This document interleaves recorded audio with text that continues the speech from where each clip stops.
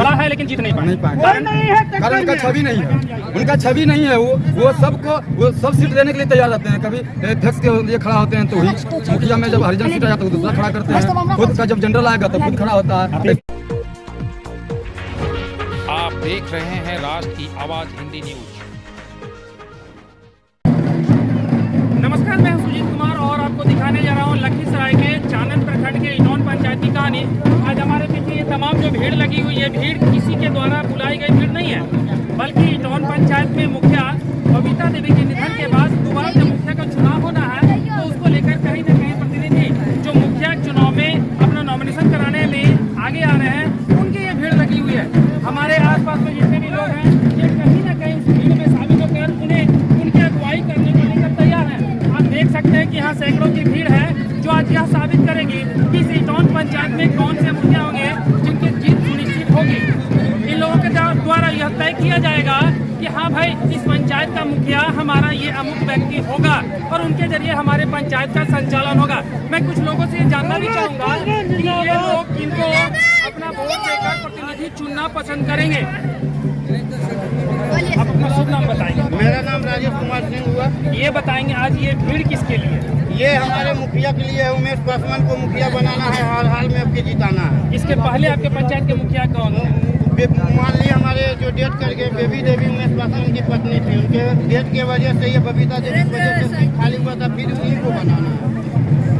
आपने देखा और जाना कि यहाँ की जो मुखिया थे बबीता देवी, उनके निधन के बाद इन लोगों ने तय किया है कि कहीं ना कहीं वापस उनके जो प्रतिनिधित्व कर रहे थे उन्हीं के परिवार में किसी एक व्यक्ति को मुखिया बनने का इन्होंने स्वीकृति दी है, यानी मैं उन्हीं को मुखिया बनाऊंगा।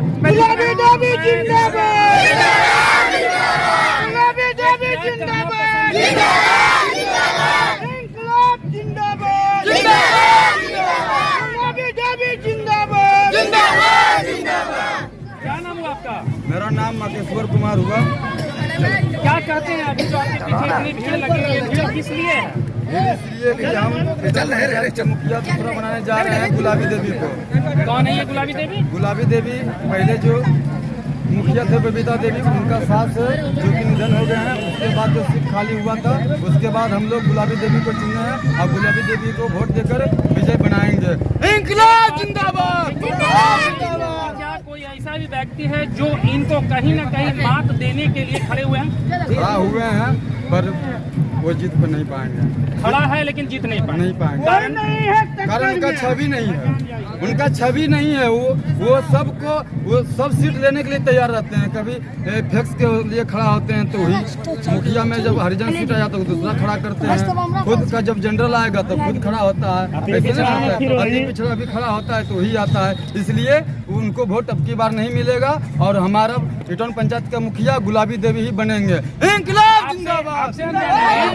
अभी इन्होंने कहा कि जो इनके प्रतिद्वंदी हैं, यानी जो इनके टक्कर देने वाले होंगे, वो कहीं ना कहीं सीट का उलटफेर करते हैं, कभी इसमें कभी उसमें। क्या इस सब का झलकती है क्या? क्योंकि इस बार भी ऐसा कुछ होने नहीं जा रहा है, क्योंकि जनता का जो माहौल है, पहली बार जब यहाँ पर बबीता देवी मुखिया बनी थी उस समय सारे जनता में यही जोश था कि इस बार बेईमानों को भगाना है, इंसान को लाना है।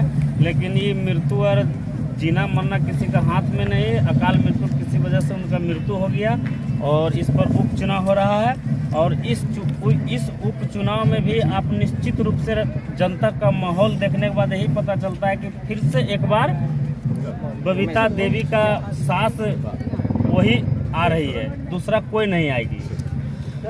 यहाँ इन लोगों ने भी सत्यता कर दी कि कहीं ना कहीं इस बार भी उसी बबीता देवी घर परिवार से मुखिया बनकर जो आएंगे उन्हें ये लोग देखना पसंद करते हैं। मैं अपने सहयोगी श्रवण कुमार के साथ सुजीत कुमार।